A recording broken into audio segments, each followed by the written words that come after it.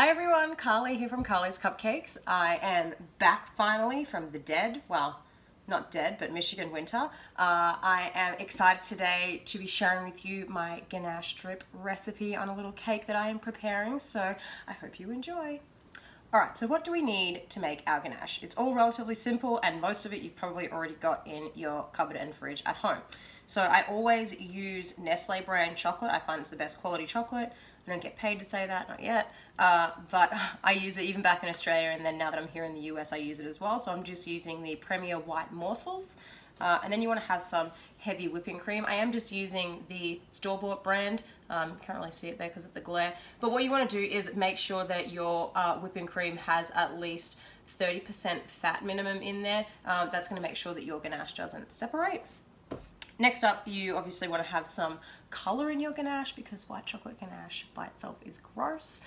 So I always pop some titanium dioxide through, or you can actually use Americolor's bright white gel as well. That's a titanium dioxide base too, so it does the same thing. And then the fun part is coloring it. So I'm going to use today the Americolor blush gel because it is one of my dang favorites. You can see the color there. It's really pretty and has like a nice metallic finish. So let's get started. Alright, so equipment wise, super simple as well. All I have here is a set of digital kitchen scales, which I think I paid about 10 bucks for. And the good thing is it has kilograms and pounds, so it can help me while I'm still learning. And then I've just got a Pyrex jug here. It's obviously microwave safe. We want to make sure that we have something that is microwave safe so it doesn't melt. And then just a spoon. You can use a whisk as well if you want to. Sometimes that can help incorporate those morsels a little bit, or even just a flat spatula will work too. But everyone's got spoons in the kitchen, so I figure I may as well demo with that. So what you want to do first is take your white chocolate here. I'm going to weigh out around about 130 grams. Guys, I'm doing this backwards, so cut me some slack. Backwards and upside down. Some people say I don't have talent. Alright, so I've got about 135 grams there, so that's fine.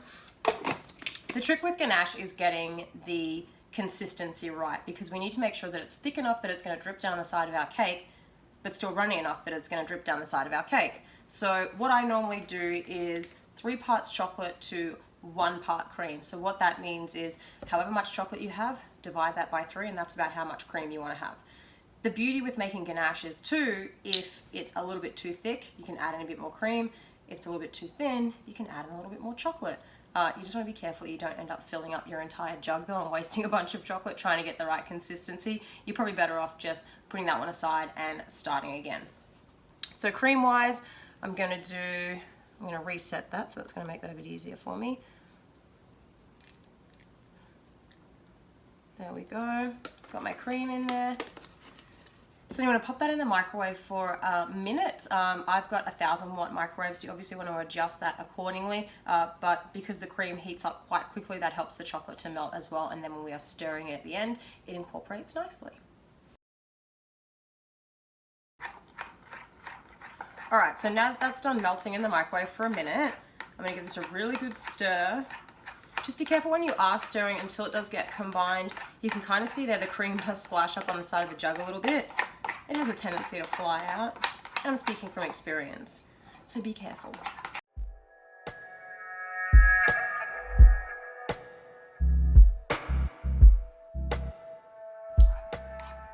Alright, so now that I've been stirring that for probably a good minute or two, you can see here I've got a nice thick, almost like condensed milk kind of consistency. It's still that weird gross yellow color, and that's why we want to add in our food gels so we can make it look pretty. So I'm going to take my bright white.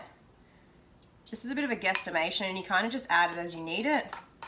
If you want a super white drip, obviously you need to add quite a bit. But remember, this is going to affect the consistency of your drip too. So you might be better off making it a little bit thicker if you are going to need to add in a fair bit of white or another color, because adding in that extra liquid might make this a little bit runnier than you would like.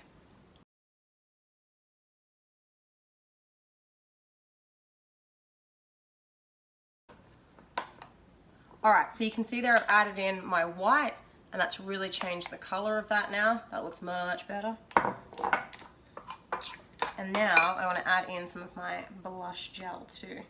This really just gives it like a nice tint. It's not an overbearing color. I use this color a lot, you can tell. It takes a minute for it to come out of the container. All right, so we'll get that in there.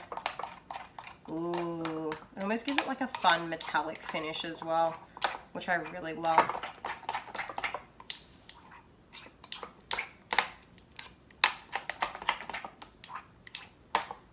I'll pop a little bit more in there till I get the color that I want.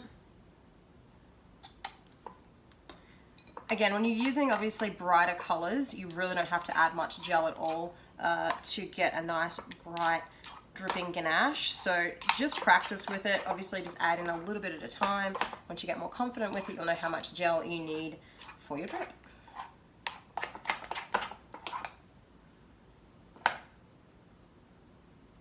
All right, this is looking really good, you guys.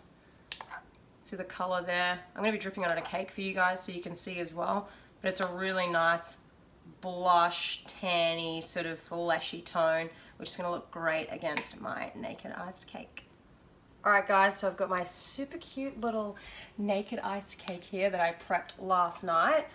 It's a 6-inch cake and then a 4-inch cake. There's 4 layers in the bottom and 2 in the top, and I've done a central dowel through here. You can see kind of poking out the top. That's fine because I'm going to be putting decorations all over this cake, so you're not going to see anything. And then I just sealed off the edges here with a bit of buttercream and used my Ganache smoother to really seal that off. So I want to do a drip on the top layer and then on the bottom layer. The important thing here is I will always work from the bottom up. I'm not sure why, but I just find that works best for me, so that's what I'm going to demo to you guys. If you find that it's easy to work from the top down, do that too. So what I want to do here is take my jug that I've got with my Ganache and scoop a little bit up the side, make sure I don't have any dripping on the back of my spoon, and I want to take that against the side of my cake, pull it a little bit, and then guide a little bit over the edge. And then you want to shimmy on over that excess Ganache that you've got and guide that bit over. So with this too, it's always important to make sure that you test a couple of drips first, because if you go covering your whole cake with your drip and the consistency isn't right, or it's not going to drip far enough, you obviously will have a hard time fixing it. So I will always test a couple of drips first, and then we can see how far it's going to run. If I need to add a little bit more next time, then I will. So again, I scoop it up with my spoon. Some people prefer using a squeeze bottle. I like using a spoon because I feel like I have a bit more control with it. So I'm gonna drip that bit over. I went a little bit more this time. Shimmy on over. And then drip that bit of Ganache there and let that run down the side. You can see there the color contrast now. It was a little bit hard to show you in the jug, but now that you can see it against the cake, it's this really beautiful, soft blush tone that I am just obsessed with, and it looks so, so good. I've got a bunch of treats, donuts, cones, macarons, and I'm going to be putting on this cake, which is going to finish it off really, really nicely. Once you become more confident with doing a drip as well, you can pick up more Ganache and obviously work your way around the cake a little bit quicker, but I would just recommend while you are still learning and getting your consistency right and your confidence built up with doing a drip, just take it a couple drips at a time. There is no rush.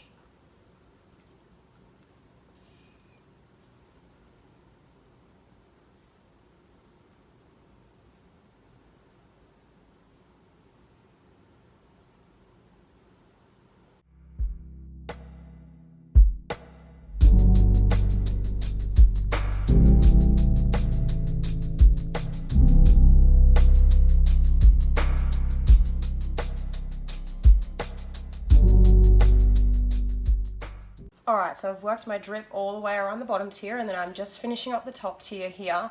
The super important thing is as well, when you are doing your drip, you want to make sure that you're dripping close enough together so that the next lot of drips are going to join up with the last one, so we don't have any gaps there. So I'm going to finish off these last couple of drips here, and if you've got the right consistency, then this should kind of just pool together, and then it'll almost look like you've just done it in the one go too, which is a bonus. So you can see there, I'm just doing those last couple. Oh, are they going to drip together?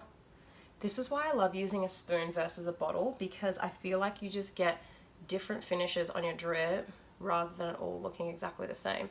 And I find too, it's a little bit easier to learn with a spoon, because with a bottle, obviously tipping it upright, you've kind of got to keep moving as you're going, and then people can get a little bit freaked out or a little bit intimidated by it, but it's just getting the hang of it and finding what works for you.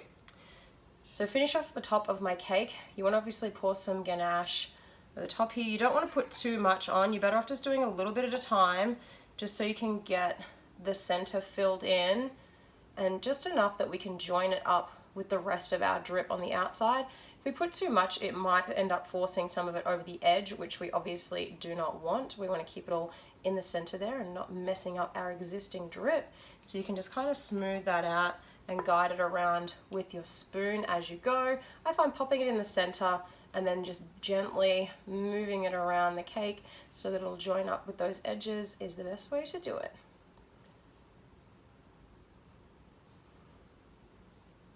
Now that my cake has got its beautiful ganache drip on it, I wanted to share a little tip with you. I always end up with leftover ganache, which is fine. You want to make sure that you have enough to cover your cake and you don't have to try and color match and make more. But a little trick that I have learned, if you pop this in a piping bag and let it harden a little bit in the fridge, what you can use it for is filling up your macaron shells. So that way it's going to color coordinate with my cake too, and I'm not wasting anything, and white chocolate ganache inside of macarons is delicious.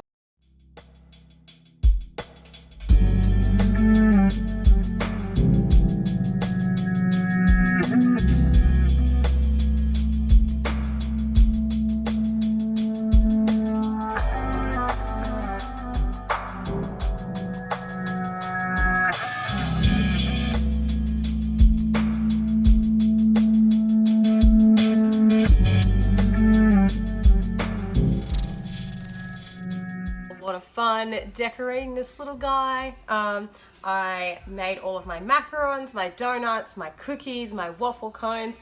I made everything from scratch, and it feels damn good. So the important thing is with our ganache strip, you can use it while it's still sticky, so it can help to put those bits down. And then if you've got leftovers, hang on to that. Like I said, you can fill your macs, or you can actually use it as a bit of glue if you want to go ahead and stick on some of your little treats to the side of your cake. But guys, it's all finished. I hope you enjoyed that little tutorial and it was helpful. Please let me know if you have any questions and I'll be more than happy to help out.